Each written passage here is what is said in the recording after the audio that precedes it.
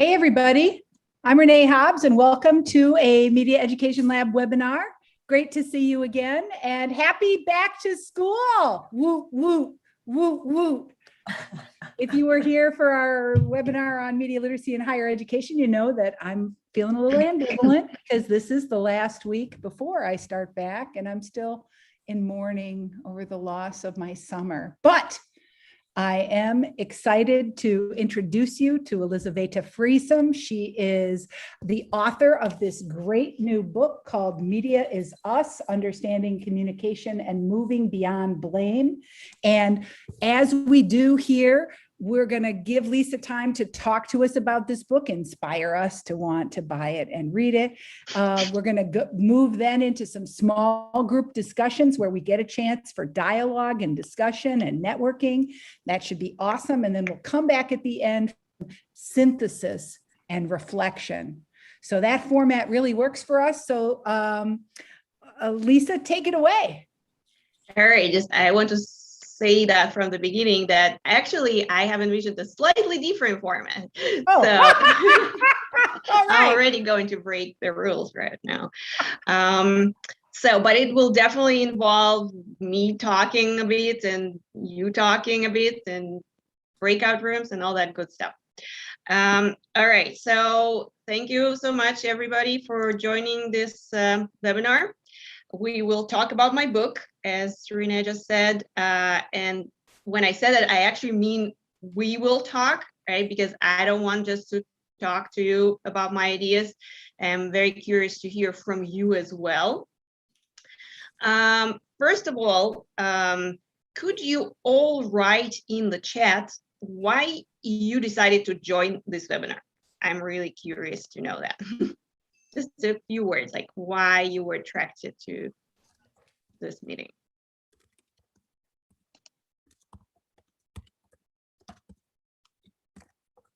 All right, so to learn about my book, to think about new ways how to teach communication.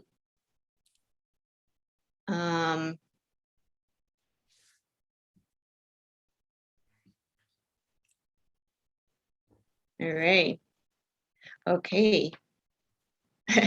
Well, thank you so much for everybody who joined to support me, for sure. I'm curious, Maha, do I pronounce it correctly? Why you wrote that you like the title? Could you tell a little bit more what you like about it? Sure. Did you want me to unmute? I thought I'd unmute. Yeah, I can hear you. I like this thing. First of all, Media is Us is beautiful because it reminds us that there are people behind everything. And this moving away from blame was a huge thing, and not just in media, but I think as a culture in general. So I love that you brought that in. And I think it's as a teacher, I think it's beautiful to just teach those values and see how they transfer even beyond media literacy, I hope. Nice. Well, thank you so much. I really, really appreciate it. Let me start this conversation by telling you a story that I use in the very beginning of the book in its introduction, actually. And let me share the screen with you. So while I'm sharing it, Renee actually knows the story because I think I shared it with her right when it happened. And maybe you know this image. So that happened probably 4 years ago, conversation about this particular ad by Dove, body wash ad. So what happened is that I opened my Facebook one day, and at that point I used Facebook or social media much more to learn about the world and communicate my opinions about the world. And I saw a person, a friend who I trusted, writing about this in a way that caught my attention. And it was like, oh my God, look at this. This is a horrible, racist ad because it shows a Black woman taking off her shirt to reveal another woman who is white. So with the implication seems to be like you use this ad, so you use this wash and like you become clean, like so Black is dirty, white is clean, like, and this this kind of interpretation made sense to me because in the past we know that commercials like that existed, like when literally like they would depict a white kid showing a bar of soap to a black kid and saying like, use this and you'll be white like me, right? So I did a little bit of search online, and I saw a lot of sources that I trust, smaller sources, blogs, but also bigger sources that I trusted, taking this angle and presenting everywhere this screenshot that was presented that I could see. That seemed really disturbing. So I wrote on Facebook, and I shared one of the links and I wrote, oh my God, this is horrible. I can't believe this is happening.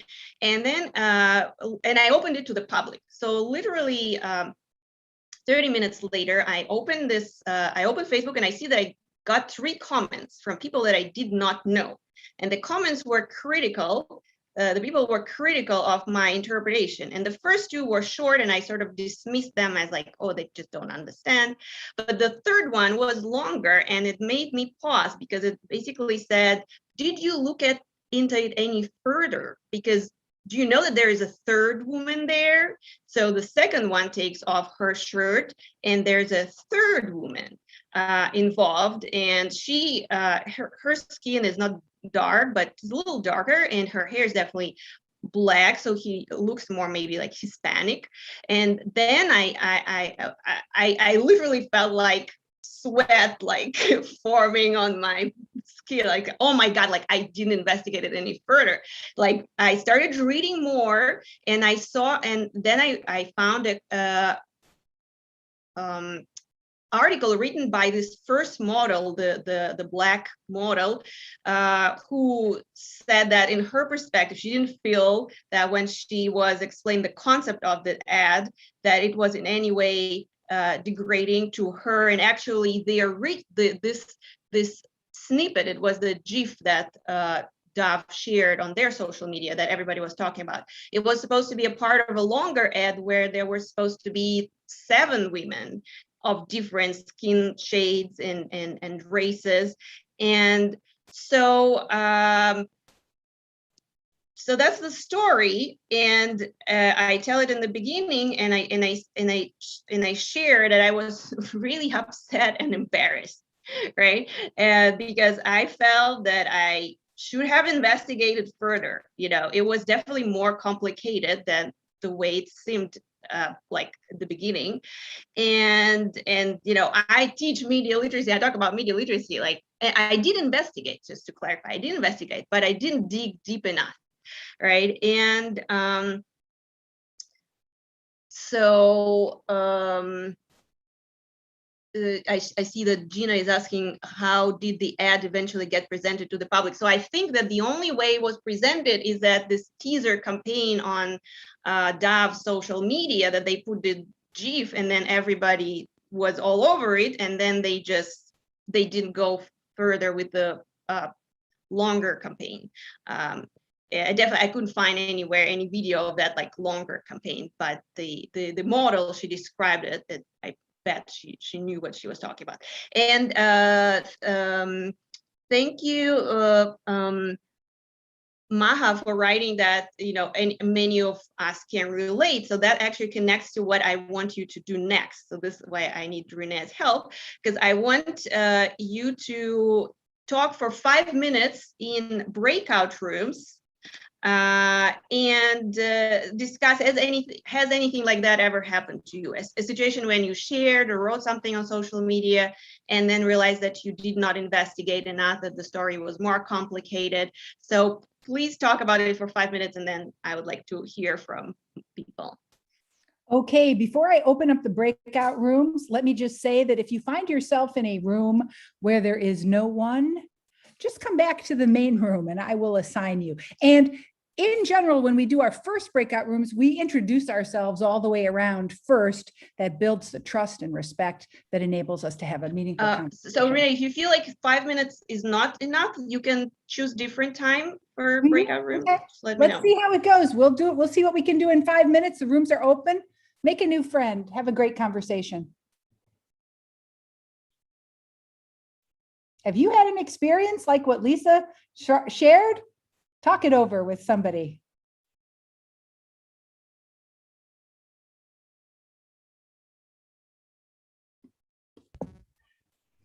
All right, you guys are on my Just team. joined the meeting. I don't know if I made it to a room. You're in my room. Let's be in a room together. What do you say? Oh, excellent. Johanna, please introduce yourself. Can you- Have you met Johanna? I don't think so. I am Joanna Cowie, and I am in Maryland, where I work at a PK through 12 school. Nice to meet you, Joanna. So sorry for being late, and I missed the introduction. So I'm into the the middle of I don't know what exactly. Introduce yourself. I know the topic, of course, and I know did as well. who's the guest, the co-host. Happy to be here again after Monday, and happy to meet you, Joanna. I'm Glika from Bulgaria. I'm a PhD student and lecturer at Sofia University, working with bachelor students in two courses in information policy. The one is information policy of the European Union. The other one is the European approach to media literacy, because European Union has specific approach to media literacy. Yes. Cool, cool. All right. Well, so here's our focus question. She told this story of getting outraged by some piece of media that she found that was so provocative, and she thought it was racist, and she posted a comment on her Facebook about it, and then someone responded to her, and the way they responded to her made her think in a completely different way and made her realize that she really didn't do any genuine inquiry to find out about who made this message, and she didn't do enough research, and she formed a judgment very quickly. And she asked us to say, have we ever done that? Has that ever happened to us? Or something like that. So have you ever had that experience where your initial interpretation of a message was problematized in some way? Absolutely. I think it happens on a fairly regular basis, and I've been getting better at looking and not replying to things right away, because or if I don't have time to look, just letting them go, because I don't want to make something more or worse by repeating it or by slamming something when I don't know what I'm talking about. Yeah, this is exactly my approach, and that is the reason I like in many people using Twitter this description about myself, that my likes or comments are not endorsement. Mm-hmm. And this is a very good example why content moderation from artificial intelligence, from algorithms, is so difficult, because this contextualization, and because sometimes you need more time and more research to see where is if there is satire there, if there is some kind of provocative way to leave the other people to think them by themselves and make some judgment, some evaluation. And that is another reason for me to not be so active in the meaning of posting comments and retweeting without being sure. But yes, this situation is so common. Yes. Yeah. So George, welcome. We're talking a little bit about when we've there he went, or there he's back. Aubrey, there she is. She's back.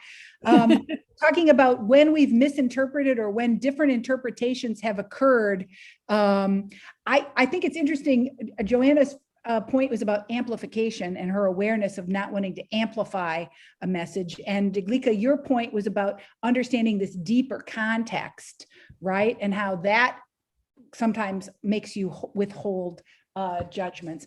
I feel like I very much sometimes will throw out a what do you think to my Twitter friends. I use Twitter as a place to, like, I'm conflicted about this message, or I'm not sure what I think about this. And I feel like I benefit from the wisdom of the crowd sometimes. And so sometimes I feel like I need a different point of view, and that I do try to withhold my judgment as much as I can until I have an understanding of how this might be interpreted differently. That's why I love that question. And I actually take authorship. I was the first person to come up with that. How would different people interpret this message differently? Like, I'm the owner of that question. Congratulations. All the way back in the 80s. Because I feel like that is when I really understand something, when I understand how somebody else has interpreted. And I totally emphasize this in my media literacy teaching. This part of media literacy, not only to understand what is the author meant for the audience as a whole, but what every kind of person in depending from its identity, his, her, and their identities, their cultural, political context, how they will interpret the message. And I think that this approach is very positive. This social conscious that you can have tweeting about this provocative, controversial topics. Yeah, I love you're using the concept of identity there, right? Because it's like when she described her own story, it was somehow tied to her identity as a feminist, right? Mm-hmm. That's what activated her strong emotion. So yeah, that is that is cool. So I suspect we'll be back in this room again. It seems like maybe she's going to do this so that she talks a little and then we talk a little. So can I ask, earlier on, is it Igleika? Yeah, yes, or it's Primrose in English, yes. Oh, we're back. We're back in the big group. Hello. that was fun. Okay, so does anybody want to share? And now, like, maybe a couple of people can share in the big group what they discussed in breakout rooms.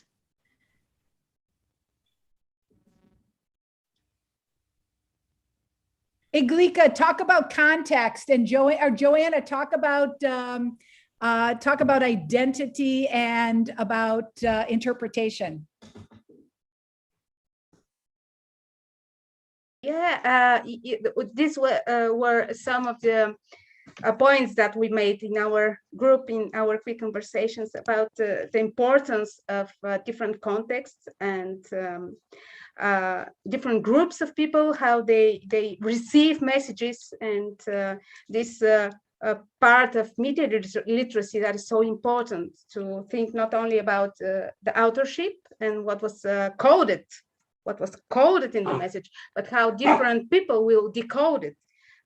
Thinking about audience not as a whole, as one group of similarly minded people, but with different people. So that was part of our conversations about the context and how difficult is content moderation from artificial intelligence for exactly this reason. But Joanna and me and Professor Hobbs, we expressed the same experience, that we had this situation when you have this first feeling or judgment that is not on every time. So yeah, correct. Nice, thank you so much. We talked a little bit about how when messages hit us, when they threaten our identity, that you have a very strong and powerful emotional reaction that actually that knee-jerk kicks in before you can even start thinking. So you're already predisposed. So we talked about either taking a little time, and that you can't address every message that you get, and it's okay not to address something. At least you're not elevating that. But also Renee was talking about how she often puts it out as a question, like, I don't know what to think about this, to her friends on Twitter, so that she can get a crowdsourced set of references. Nice. Thank you so much, both John and Iglika, that for talking about like the element of feeling certain emotions and then being guided by those emotions, and sometimes those emotions prevent us from going further, looking further into this. So So thank you so much for everybody for sharing. And I wanted to have this conversation because it shows that this is not, first of all, this is not a traditional media studies or media literacy book. Like, I talk about media and I talk about my interpretation of media and my interpretation of media literacy, but I also acknowledge that it's really my personal intellectual journey that I wanted to share with others. And this journey involved a lot of vulnerability because I had to acknowledge, like in the story, that I don't always know, I don't know everything, right? And for me, this is a part of being media literate, is to starting by saying, well, I don't quite know what that means. I feel this way or that way, but I still can find strength to investigate further. So I acknowledge throughout this book that my ideas are subjective. And at the same time, I hope that my thinking process can help other people to understand something about themselves and the world they live in. So the book is not just about understanding, media in this traditional sense of the world, but also understanding ourselves, like our own reactions, what we just discussed, why we might want to share certain things or feel a certain way when we encounter something on the media, right? So like Donna wrote it, the importance to pause, right, and see if you can put yourself in the author's shoes, right, to see if you can determine intent. Like, I really like that, because sometimes we assume intent, right, and that's why I brought the idea of blame there, because blame is about assuming bad intent, right? And when we start wondering, like, what might have triggered them to do this or to say that might not be like they wanted to hurt somebody, right? And then we start looking into this context that can be really tricky and triggering, right? But can also be rewarding in the end. So the book starts with questions about media, and the first chapter is called "What is Media?" But then it goes on to discuss the importance of overcoming our disagreements through self-awareness and empathy, and it connects the discussion to the topic of polarization, which is obviously an important topic in today's world. And so let me share my screen again with you. Here we go. So I wanted to show you that. So oops. Yeah. So if you're wondering, like, what will you learn from this book after you read it? So these are 3 big takeaways from the book that I think will be important for readers. Is I talk about 5 fundamental principles of communication. And I make a case that, yes, we need to understand modern cultural forms and how they change our life. But if we only look at differences and don't look at some things that have persisted through ages and come from something about human nature, like how we live as society, if we don't look at those things, we won't fully understand media. Then I talk about this theory I call it theory of micro and macro power, because I feel like a lot of conversations about media, when people are concerned about media, is essentially a question about power or control. Like, somebody out there has power over us or over some people, right? And that can change stuff, right? So I felt like I needed to have this conversation about power, and I have a whole chapter about how tricky it actually is. And then the third thing is I call it the ACE model, that I end the book with a chapter with some practical suggestions. The ACE stands for from awareness to collaboration through empathy. So these are the big three big takeaways. And now stop sharing. Yes. And now, we won't cover all of that in our conversation. But I would really like to talk about those 5 fundamental principles of communication, right? Even with, we won't be able to go into detail with each one of those, but I still would like to hear your input. So what I want to do is I'm going to share in the chat, I'm going to share a link. And this is a link to my website. And on that website, I actually summarized those 3 ideas. So this is a link to the page where I talk about 5 fundamental principles of communication. So I want you to go again into breakout rooms for maybe 10 minutes and maybe bigger rooms like I don't know, 4 reach people, and I want you in this room to go through, it's not a very long text, right? But instead of me kind of talking, because I know that sometimes it's difficult, like for people to catch up when somebody starts explaining stuff, you go and read what I wrote and discuss it in your groups. Like, how do you understand that?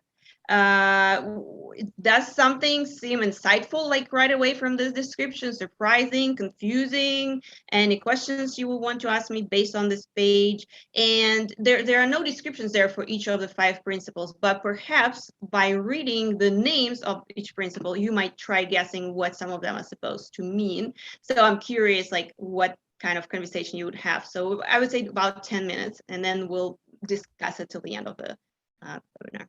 Okay, Lisa, I think you asked me to make the groups a little bit larger. Is that right? Yeah. So I've done maybe that. like, yes. I've done that. The rooms are open. Have a great conversation. We'll take about 10 minutes. Rooms are opening now. You can click on the breakout room and join that conversation.